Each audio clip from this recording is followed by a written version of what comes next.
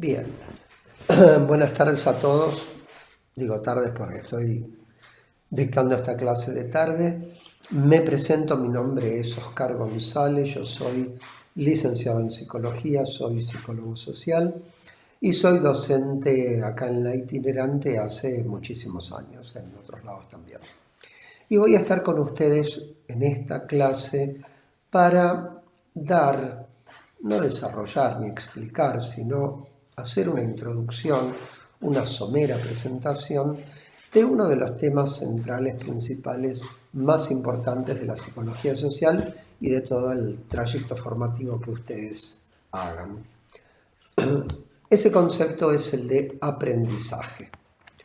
Es el aprendizaje un proceso amplio, vasto, complejo, que no es sencillo dilucidar en 3 frases para nada. Es un tema que se ha estudiado con mucha profundidad, que se ha desarrollado muchísimo a lo largo de los años. Para darnos una idea, aquí en la Argentina existen 2 licenciaturas, carreras universitarias, 5 años de duración, que están centradas en el tema del aprendizaje. Uno es pedagogía, que se centra en el aprendizaje, y la otra es la licenciatura en ciencias de la educación, que se centra más bien en su contrario, en su contraparte, que sería la enseñanza. Enseñanza y aprendizaje, por definición, van juntos. Se reclaman el uno al otro de manera inevitable. Cuando alguien enseña, hay alguien que aprende y viceversa. Y si uno aprende de la vida, de la experiencia, no importa, uno está aprendiendo siempre de algo que no es uno. Siempre va a haber 2 en una relación de aprendizaje. El aprendizaje, por otro lado, se cursa de 2 maneras diferentes. Por un lado, en las instituciones educativas, por otro lado, lo que sería el aprendizaje en la vida. En las instituciones educativas, nuestro sistema educativo en la Argentina, en general en el mundo, está dividido en etapas, o sea, inicial, jardín de infantes, primaria, secundaria, terciarios, universidad, posgrados universitarios, maestrías, doctorados, etc. O sea, la institución educativa en la Argentina, en el mundo, es amplísima, es enorme, tiene montones de estamentos, orientaciones, etcétera, etcétera. No voy a decir nada sobre eso, es muy interesante, pero no entra en esta clase. Me voy a centrar en lo que podemos llamar el aprendizaje en la vida, es decir, en el aprendizaje espontáneo, ¿sí? En aquello que uno aprende fuera de la escuela. A ver, en principio, el aprendizaje es una propiedad de la materia viva. O sea, el aprendizaje es una propiedad biológica. Los seres inanimados no aprenden, aprenden los seres animados. Dentro de los seres animados, dentro de los seres vivos, hacemos una distinción entre aquellos que no tienen sistema nervioso central y aquellos que sí tienen sistema nervioso central. Por supuesto, los seres vivos que tienen cerebro aprenden mucho más que aquellos otros que no tienen cerebro. Y dentro de los que tenemos cerebro, nosotros, los seres humanos, estamos a la cabeza de todos, no porque tengamos el cerebro más grande, que hay animales que lo tienen bastante más grande que nosotros, sino porque el nuestro es el cerebro más complejo, más articulado y que permite una potencialidad infinitamente superior a la de los otros. El aprendizaje, como el cerebro, como todo, es histórico. Quiero decir con esto, hace 50.000 años el cerebro de los seres humanos pesaba medio kilo, hoy pesa 1,5 kilos. No es solo cantidad de neuronas, sino además es complejidad. O sea, las articulaciones internas entre las neuronas son muchísimo mayores que hace 50.000 años o 100.000 años atrás. Pero el cerebro, la parte biológica, es lo que brinda la base material de un montón de cosas, también del aprendizaje. ¿Qué quiero decir con esto? Que no es solamente un cerebro más grande el que hizo que nosotros o más grande, más sofisticado, el que nos separó a nosotros de los animales. Hemos tenido algunas otras cosas que aparecieron a lo largo de nuestra evolución como especie, que también tuvieron que ver con esta separación, con este salto cualitativo entre el mono y el ser humano. Salto cualitativo que no se produjo de una vez, por supuesto, fue un proceso largo, no es que nos acostamos monos y nos levantamos personas, no fue así, pero claramente ha habido una evolución, venimos de ahí, esto ya se sabe. ¿Qué nos distingue a nosotros entonces del resto de los seres vivos, en particular de los animales? Nos distingue el lenguaje, somos los únicos que tenemos lenguaje, nos distingue el trabajo. Todos los animales trabajan para comer, las plantas no. Los animales trabajan para comer, pero nosotros somos los únicos que podemos transformar el mundo para satisfacer nuestras necesidades. O sea, el puma caza. Nosotros criamos animales. El rinoceronte se come el pasto, nosotros cultivamos. ¿Se entiende la diferencia? El castor hace diques, sí, pero no hace ninguna otra cosa. Nosotros además de diques hacemos canoas, barcos, lanchas, hacemos aviones, computadoras, maquinaria agrícola. ¿Se entiende? Estamos muy, muy, muy, muy por encima del resto de los seres vivos. Gracias al cerebro, gracias al lenguaje, al trabajo, y en el trabajo hay algo fundamental en nuestra evolución que es el pulgar, que nos permite una cantidad de movimientos que los otros animales no tienen, los otros que tienen manos, son los monos, no tienen pulgar. Ellos pueden hacer así nada más. Pero este movimiento, por ejemplo, para escribir, ellos no lo pueden hacer. Entonces, el aprendizaje es una propiedad de la materia viva. La materia viva aprende. ¿Qué quiere decir que aprende? Quiere decir que incorpora. Aprender significa incorporar. Y en particular, aprender significa incorporar lo nuevo. Aquello que no estaba, aquello que yo tenía. Digamos, yo puedo enseñarles a ustedes psicología social, ¿sí? Porque si están ahí del otro lado de la pantalla es porque obviamente no saben psicología social o no son psicólogos sociales. Pero yo no podría enseñarles a ustedes a leer y escribir. ¿Por qué? Porque ya saben leer y escribir. ¿Se entiende? Por cierto, podrían ir a algún taller de escritura, entonces aprenderían a escribir literatura, cuentos, novelas, poemas, ahí sí. Pero a leer y escribir como actividad básica, eso ustedes lo aprendieron en el colegio, ¿sí? Por lo tanto, yo hoy no se los puedo enseñar. Entonces, aprender es incorporar lo nuevo, lo que yo no tenía, o bien también incorporar una nueva mirada, una nueva comprensión de algo que yo ya sabía, que yo ya tenía. De todos modos, si es una nueva mirada, una nueva comprensión, sigue siendo lo mismo. Yo incorporo lo nuevo. Por lo tanto, el aprendizaje está íntimamente ligado con la incorporación de lo nuevo, por lo tanto, de aquello que yo antes no poseía. Por otro lado, ese aprendizaje, esa incorporación, no es meramente acumulativa, que yo sumo uno y otro y otro y otro y otro y otro y hago una montaña, sino que muchas veces ese aprendizaje de lo nuevo supone la reestructuración, el reordenamiento de aquello que yo ya tenía incorporado, que yo ya tenía aprendido. ¿Se entiende? Lo que quiero decir con esto es que no siempre hay una relación armónica entre lo que yo incorporo y lo que yo ya tenía.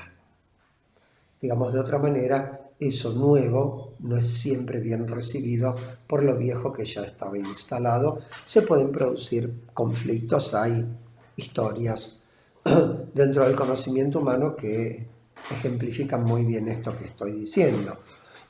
Cuando Galileo, ya por el 1600 y algo, vino a decirnos que la Tierra no era el centro del universo, no estaba quieta y todo el mundo giraba alrededor nuestro como se creía, sino que el centro de nuestro sistema era el Sol y nosotros nos movíamos como tontos en un doble movimiento de rotación y de traslación alrededor del Sol. Cuando Galileo vino a decirnos eso, no lo aplaudieron, lo amenazaron con quemarlo en la hoguera. 200 años después, Darwin vino a contarnos que no descendíamos de Dios, no éramos creación divina, sino que éramos una rama evolucionada de los monos.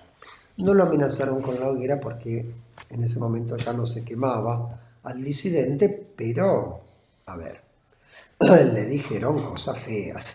Cuando Freud, 50 años después de Darwin, menos 40 años después de Darwin, viene a contarnos que los chicos tienen sexualidad, no le dijeron, ay doctor, qué bien, qué interesante lo suyo. Lo trataron de degenerado, proxeneta, perverso, corruptor de menores, cualquier barbaridad le dijeron.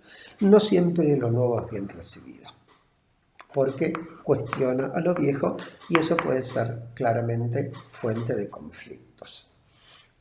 Ahora, yo les decía que el tema de aprendizaje es un tema central para nosotros acá en psicología social. ¿Por qué es un tema central? Porque esto es una escuela.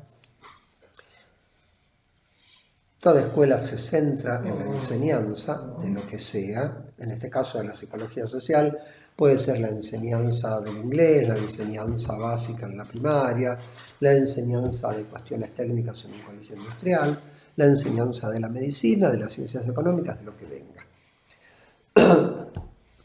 Pero toda institución que enseña va a tener alumnos que quieren aprender. Por lo tanto, toda institución que enseña tiene que pensar mínimamente qué significa enseñar y qué significa aprender. ¿Se entiende esto? Aunque no adscriban directamente a alguna teoría pedagógica, no importa. Tienen una cierta concepción, la escuela, la institución, acerca de qué es enseñar y qué es aprender y qué tipo de enseñanza hay que tener para fomentar el aprendizaje de los otros. ¿Se comprende esto? Entonces, nosotros, en tanto escuela, tenemos también nuestra teoría de qué es enseñar y de qué es aprender. La enseñanza es la metodología de la enseñanza, la forma de la enseñanza, es lo que se llama la didáctica. Hoy, modernamente, hay corrientes que dicen que la didáctica es la teoría general de la enseñanza y el aprendizaje, pero la definición más clásica es que la didáctica es la forma de enseñar, ¿sí? Y se supone que mi didáctica tiene que ser razonable y coherente porque yo tengo que promover y facilitar el aprendizaje de los alumnos y no, por supuesto, perturbarlo. Si mi didáctica no es la adecuada, no voy a favorecer el aprendizaje, lo voy a perturbar y entonces voy a ir en contra de aquello que yo mismo quiero hacer. Digamos, es como que uno se apretó los dedos con la puerta o se pegó un tiro en el pie, ¿sí? La didáctica nuestra en condiciones normales, no ahora porque este todopoderoso coronavirus dio vuelta al mundo y también dio vuelta a nuestra didáctica. La didáctica nuestra tradicional fue y seguirá siendo, o era y se volverá a ser, una clase teórica, 60 minutos, un intervalo, reunión de grupo operativo, todo presencial, todo cara a cara, todo en interacción. Bueno, eso hoy está dado vuelta. Dentro de esta didáctica, la clase teórica tiene un papel. ¿Cuál es? Transmitir la información. Se toma un tema, psicología social, comunicación, aprendizaje, roles, el grupo, el que fuere, y hay un docente que lo desarrolla. ¿Sí? Hay un grupo que escucha, por supuesto la gente puede hacer preguntas y todo lo demás, pero todos sabemos que en una clase teórica, de esta manera mucho más todavía, en una clase teórica básicamente el docente expone, explica, desarrolla. Ahora Pillon sabía, todos nosotros sabemos, que escuchar una clase de 60 minutos presencial, grabada es distinta porque la podés repetir las veces que vos quieras, pero escuchar una clase 60 minutos no quiere decir que todo el mundo escuchó, entendió, comprendió, asimiló, incorporó todo en su cabeza, para nada. Porque hay temas que yo entendí más, hay temas que entendí menos, hay temas que me tocaron, entonces me quedé pensando, y cuando yo me quedé pensando, el docente no paró a esperar que yo termine de pensar, sino que el docente siguió hablando, entonces cuando yo vuelvo ya me perdí una parte. Y además de esto hay una cuestión también de interpretación. Yo cuando asimilo algo, una información o lo que sea, de alguna manera lo interpreto. ¿Qué quiere decir con interpretarlo? Que lo entiendo a mi manera, que no solamente lo asimilo, no solamente me acomodo, solamente me acomodo, sino que además yo de alguna manera retrabajo, reordeno, reestructuro esa información poniéndole mis cosas. ¿Sí? Y además, bueno, lo que les decía recién, la distribución es demasiado asimétrica, la actividad está puesta en el docente y la pasividad en los alumnos. Pueden preguntar, por supuesto, pero ya les dije, básicamente una clase teórica es una exposición. Por eso Pillon-Rivière tiene su gran invento, crea el grupo operativo de aprendizaje en este caso, que está puesto para que esos que estuvieron en la clase y la escucharon puedan juntarse después sin el docente y retrabajar entre todos la información recibida. Eso es lo que abre camino, por supuesto, a la interacción y a la constitución del grupo como tal. Entonces, en ese grupo, en esa interacción, yo me doy cuenta que hay cosas que yo entendí, cosas que no entendí, hay cosas que yo escuché, hay cosas que yo no escuché, y que el otro entendió otra cosa, y el otro, y el otro otra cosa. Y entonces después entre todos tratamos de trabajar para poder rearmar eso que al recibirlo desarmamos, no necesariamente para volver a tener la clase tal cual, porque para eso la grabo y la escucho y la tengo entera, sino es la cuestión de cómo activamente entre nosotros podemos retrabajar esa información recibida.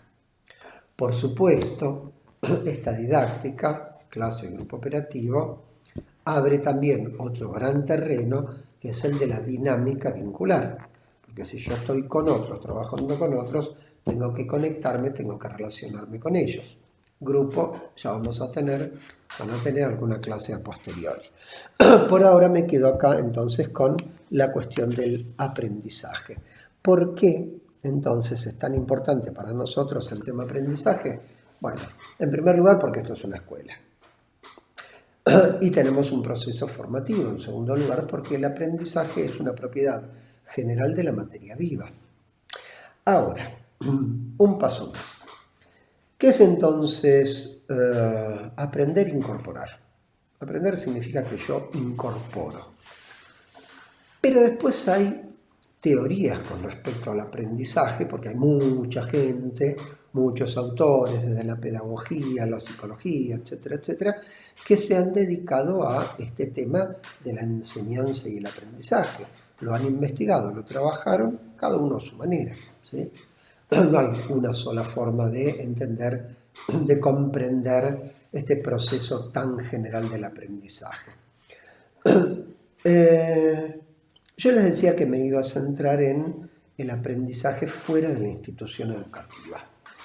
No porque ese no sea importante, sino porque me interesa tomar el aprendizaje en un sentido más general, no tan restringido, no tan específico.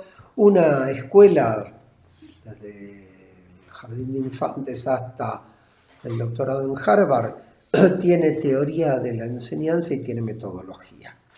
La vida no tiene teoría de la enseñanza ni hay metodología para aprender, por lo menos no una metodología que sea consciente, voluntaria y puesta de acuerdo a los fines, sino que es más espontáneo, digamos, ¿no?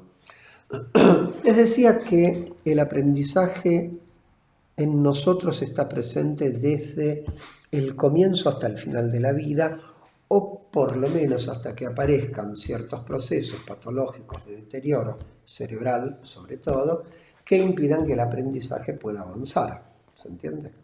Pero en condiciones normales el aprendizaje puede ocupar toda nuestra vida. Siempre aprendemos. O siempre podríamos aprender. Miguel Hernández, poeta español, Serrat tiene un viejo disco dedicado íntegramente a él, Miguel Hernández Poeta se llama el disco. Él decía en un poema que lo primero que se aprende es a tener hambre. Y es cierto. ¿Por qué? Porque en la vida intrauterina no hay necesidades, están automáticamente satisfechas por la vía del cordón umbilical, no hay prácticamente sensaciones, no hay hambre, no hay frío, no hay sed, no hay dolor, no hay nada, porque está todo automáticamente satisfecho. Salir de la vida intrauterina supone que uno se encuentra con necesidades que son internas, que ya no se satisfacen automáticamente. Es cierto que la primera necesidad es la de respirar. Yo no tengo oxígeno, entonces lo tengo que ir a buscar afuera. Pero la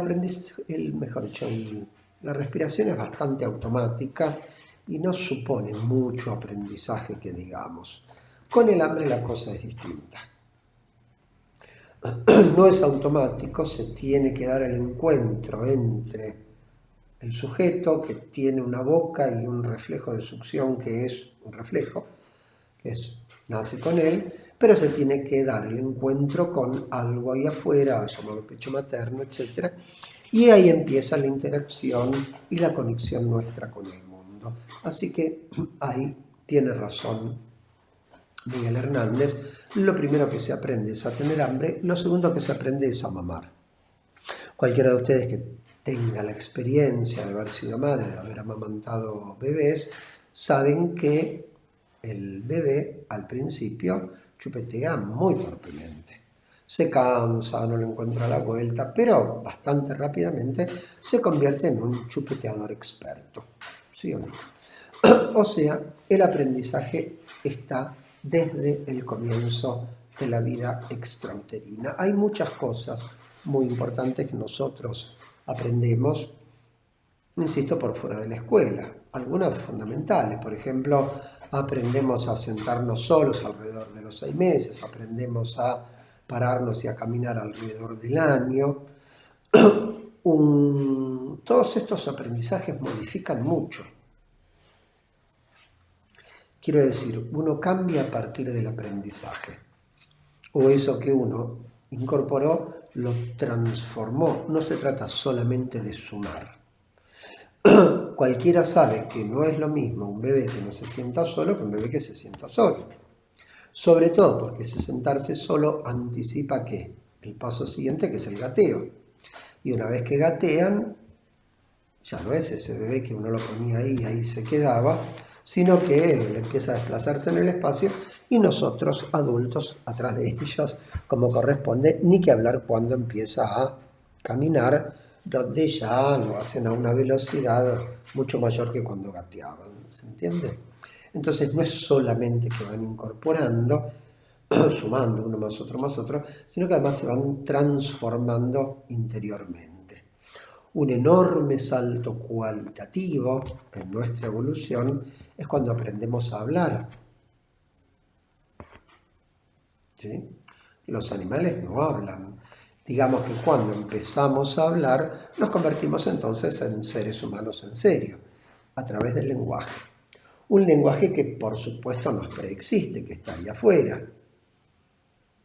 nacemos en un universo de lenguaje, tenemos la potencialidad biológica para aprender a hablar, pero eso no se hace, el aprender a hablar, por fuera del contexto, del mundo, del vínculo, la familia, etc.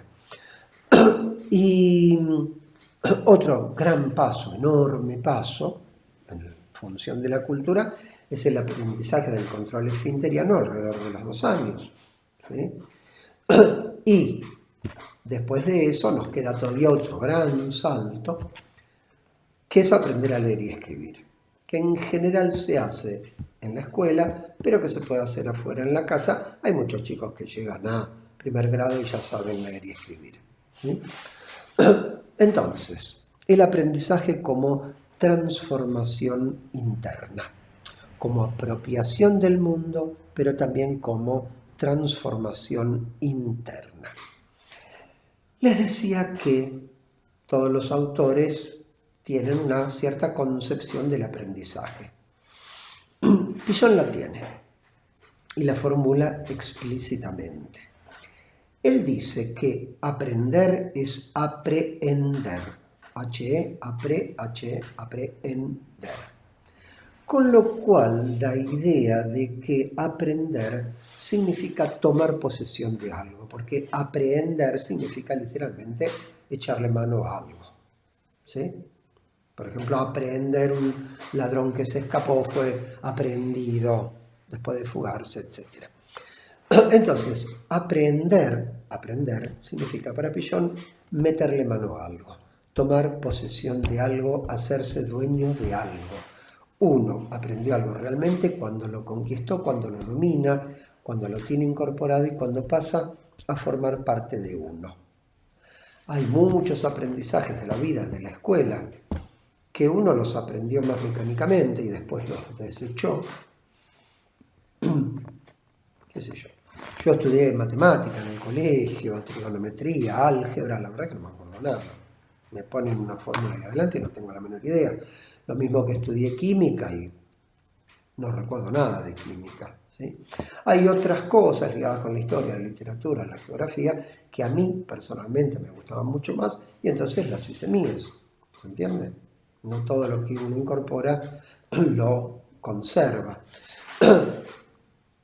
Como sea, la idea del aprendizaje como apropiación, y acaba la definición que da Piaget, aprendizaje es la apropiación activa de la realidad para modificarla, si se puede, modificándose uno en ese proceso de aprendizaje.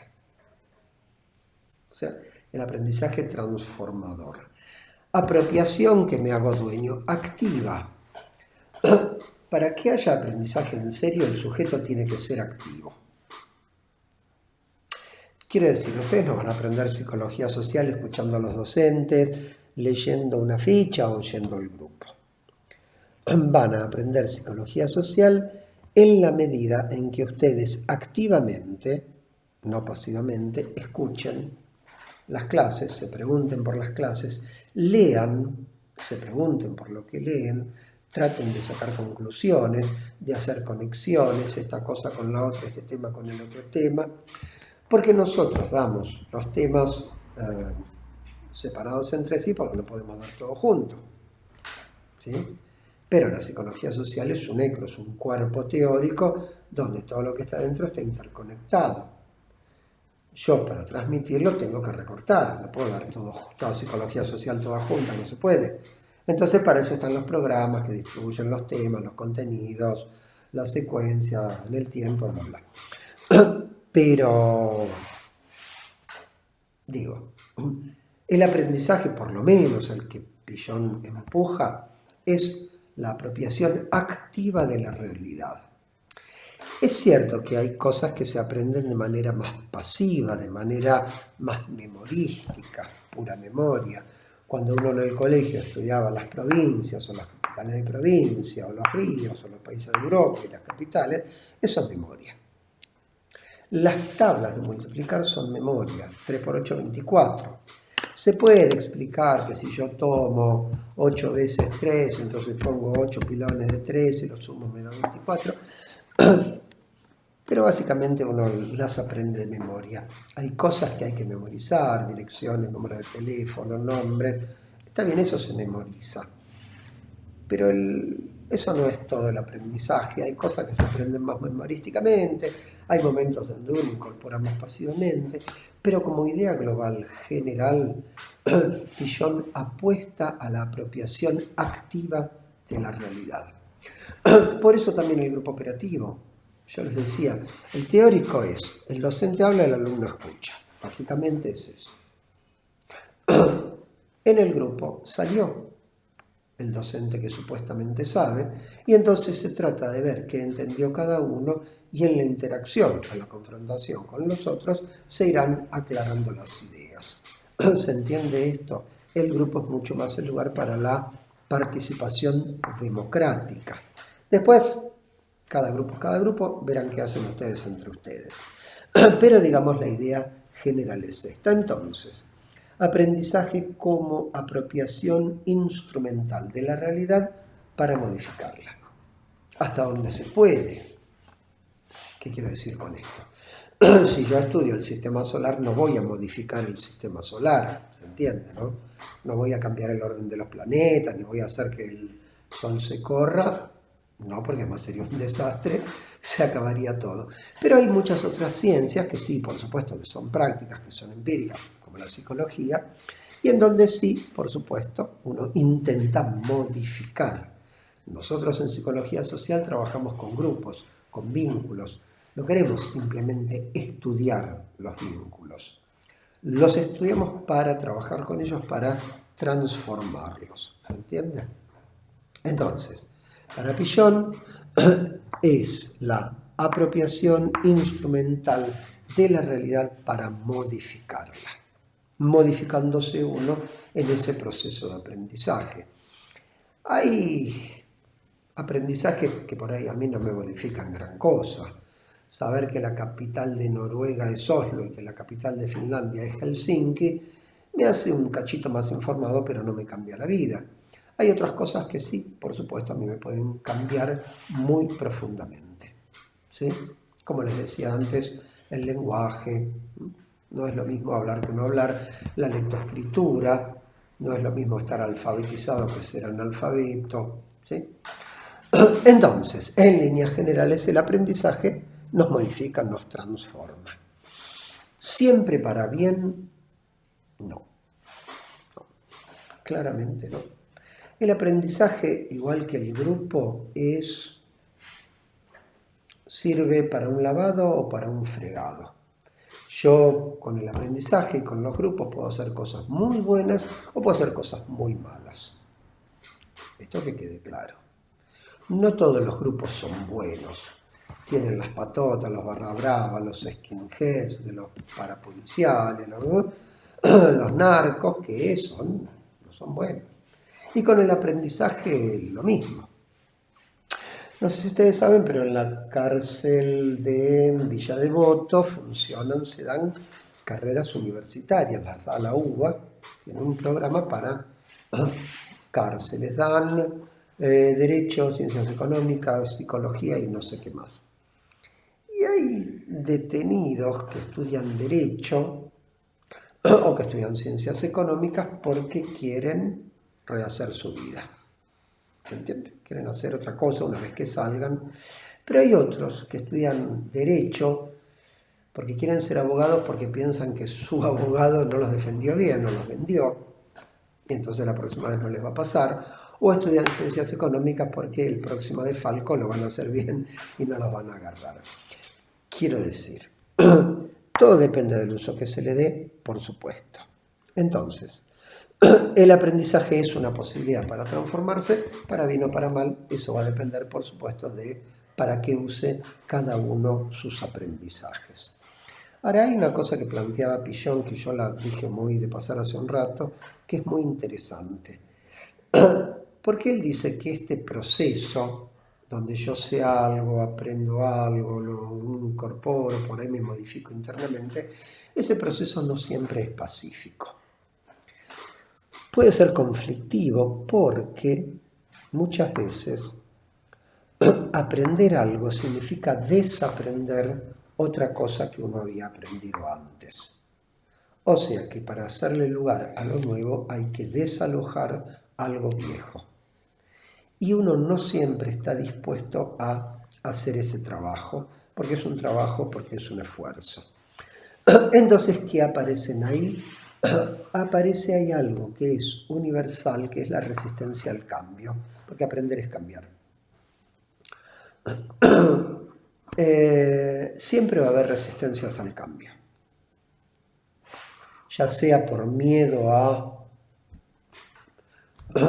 lo nuevo, desconocido, donde yo estoy desamparado, ya sea por miedo a perder eso viejo y protector, siempre va a haber resistencias al cambio. Por lo tanto, aprender es también una tarea conflictiva, que supone un cierto conflicto. Un ejemplo sencillo, cuando pasamos de la vieja máquina de escribir mecánica, la Olivetti, a la máquina eléctrica o a la computadora. A la máquina mecánica, vos para marcar la letra le tenías que pegar con fuerza. Cuando pasamos a la máquina eléctrica rompíamos los teclados, porque a la máquina eléctrica, igual que a la computadora, la tenés que tocar. Nosotros íbamos pum, pum, pum. Había que cambiar esquemas motores. ¿Y es fácil cambiar un esquema motor? No. No sé. Cuando el chico tiene que ir a la fonoaudióloga, ¿qué le pasa? Pone mal la lengua. Entonces hay que enseñarle a poner la lengua distinto. ¿Es fácil que corrija? No, los chicos corrigen más fácil que nosotros, por supuesto, pero no es sencillo, porque aparecen las resistencias. La idea de Pillon es que cuando ese proceso de aprendizaje, de cambio, de transformación se lleva adelante, uno va a enfrentar resistencias. Si las supera, aprendió el doble, porque aprendió lo que tenía que aprender, pero además aprendió a lidiar con esas dificultades que son básicamente internas. Pero hay veces en donde la resistencia al cambio es demasiado fuerte. Si las resistencias son demasiado fuertes, entonces el proceso de aprendizaje se frena. Aparecen lo que Pillon llama obstáculos. Y él caracteriza dos tipos distintos de obstáculos en el aprendizaje, en la tarea, a los cuales él llama con nombres medio raros. Al primero lo llama obstáculo epistemológico,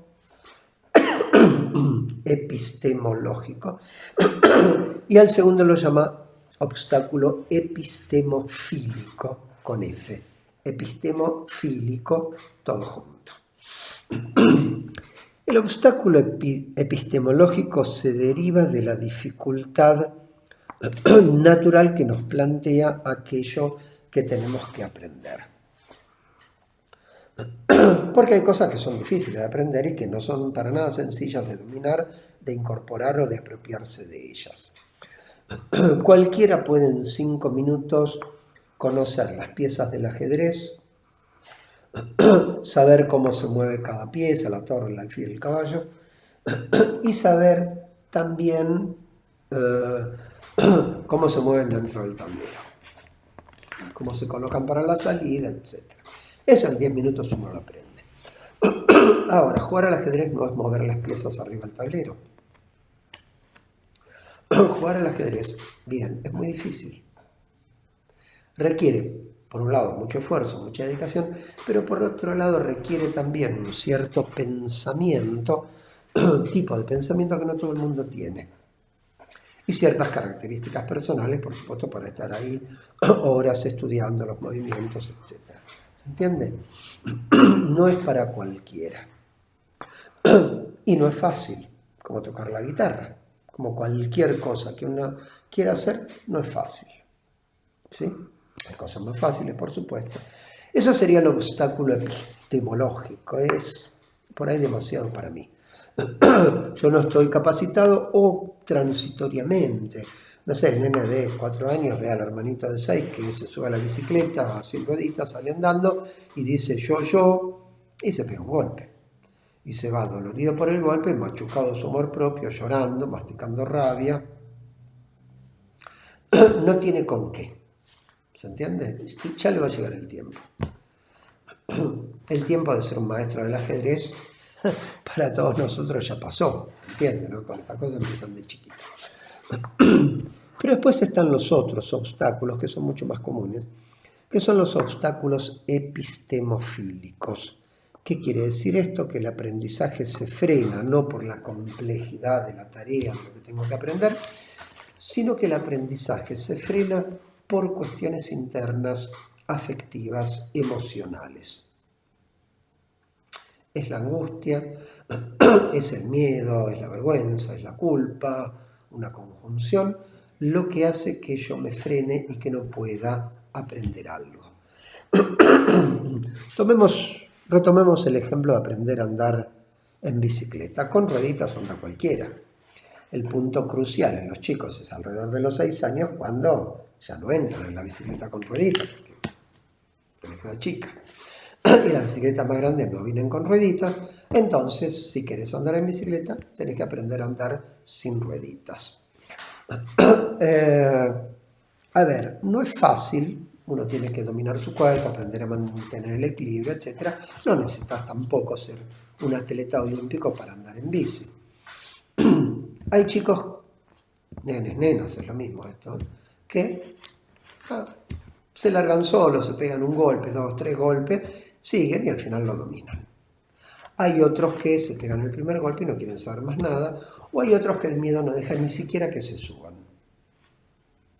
¿Se entiende? ¿Qué es lo que los frenó? ¿No tienen la motricidad necesaria? Claro que la tienen, es un problema de miedo. Váyanse 15 años para adelante, 20 años para adelante, tenemos el tema de aprender a manejar un auto. El auto es más fácil que la bici, el auto no pierde el equilibrio. La bicicleta sí. A todos nos costó aprender a manejar, el miedo, la ansiedad, ¿viste? Tenías que yo me iba a romper la caja, chocar, entonces uno se bajaba agarrotado la primera vez, la segunda, porque te agarraba el volante como si fuera el último salvavidas del Titanic. Después entendés que no hace falta, que el coche va, uno tiene, por supuesto, que mirar espejitos, relojitos y todo lo demás, los cambios, mecanización. Hay gente que tiene mucho miedo, que se angustia mucho y no puede. Porque están convencidos que les va a pasar algo, que van a chocar y no pueden. ¿Se entiende? A todos nosotros nos ha pasado algo de esto en la vida en algún aspecto. Con lo cual uno no puede pensar en el aprendizaje individual, sino que uno tiene que pensar en cada uno en los aprendizajes. Y esos aprendizajes de distintas cosas, matemática, geografía, música, deporte, lo que sea, va a tener en cada uno de nosotros desarrollos desiguales, como un gráfico de barras. En algún lugar vamos a un aprendizaje mayor, el otro más chico, el otro va a ser un poco menor, el otro nuevo más alto, y algunos podemos estar en rojo, en negativo, debajo de la línea del 0. ¿Se entiende? Bien, esto es, dicho muy someramente, la primera aproximación a este tema del aprendizaje. Tema que, como esto es una escuela, va a recorrer los 3 años que ustedes estén aquí adentro. ¿Se entiende, no? Porque siempre va a haber cosas para aprender, siempre va a haber clases. En primero, en segundo, en tercero tienen además la cuestión del rol observador y rol coordinador, lo cual quiere decir que tienen que aprender a observar grupos, aprender a coordinar grupos. Pero bueno, esta es la primera presentación de este tema que, insisto, los va a acompañar a lo largo de los 3 años y en la vida en su conjunto desde ya. ¿Qué sé yo? El aprendizaje, bueno, esto, cursar online es un aprendizaje para todos, para mí, para ustedes supongo que también. ¿Sí? Bueno. Bien, entonces, muy someramente, esto fue la clase sobre aprendizaje. Espero que haya sido clara, que la aprovechen, lean todo lo que les dé la escuela para leer y bueno, por ahí en algún momento en el segundo cuatrimestre nos veremos en vivo y en directo. Es decir, yo los veré porque ustedes a mí me ven, pero yo a ustedes no los veo porque yo en este momento me estoy mirando a mí mismo en la computadora, lo cual es, por cierto, bastante aburrido si me lo preguntan, pero bueno, otro tema. Dejamos acá, gracias, nos vemos, que todo el mundo siga bien con esta pandemia. Hasta la próxima.